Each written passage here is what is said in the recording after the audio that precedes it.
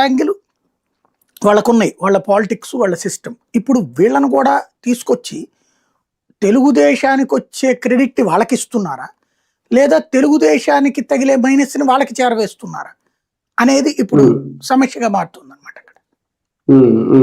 అంటే బీజేపీ పూర్తిగా సహకరిస్తుందా ఈ విషయంలో కూటమికో, లేదంటే చంద్రబాబు నాయుడు గారి కంటే ఆ విషయంలో పైనుంచి ఏమన్నా చెప్పిస్తారా పెద్దలతో?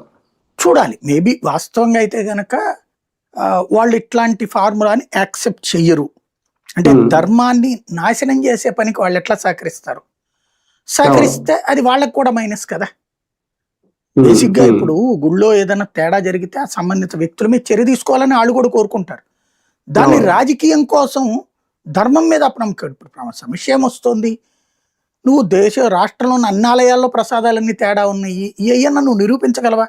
ఇప్పుడు అప్పుడు తయారు చేసిన ప్రసాదంలో ఇట్లా తేడా ఉందని ఏం నిరూపిస్తావు? నీ నోటితో తప్పించి నోటితో కక్కుతున్నాం మనం, దాని మీద మాటలు కక్కుతున్నాం, కక్కి ఆనాడు తిన్న ప్రసాదాన్ని కంపు చేస్తున్నాం ఇప్పుడు.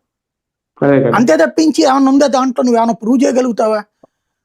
కేవలం నువ్వు వచ్చాక రిజెక్ట్ చేసినటువంటి నెయ్యి నువ్వుండగానే కలిపిన దాన్ని తీసుకొచ్చి టోటల్ అంతకుముందు తిన్నయ్యన్న అట్లాంటివి అని చెప్పేసి దాని మీద కక్కుతున్నావు. అప్పుడు దాని మీద ఇది ఎవడు ప్రూవ్ చేస్తాడు?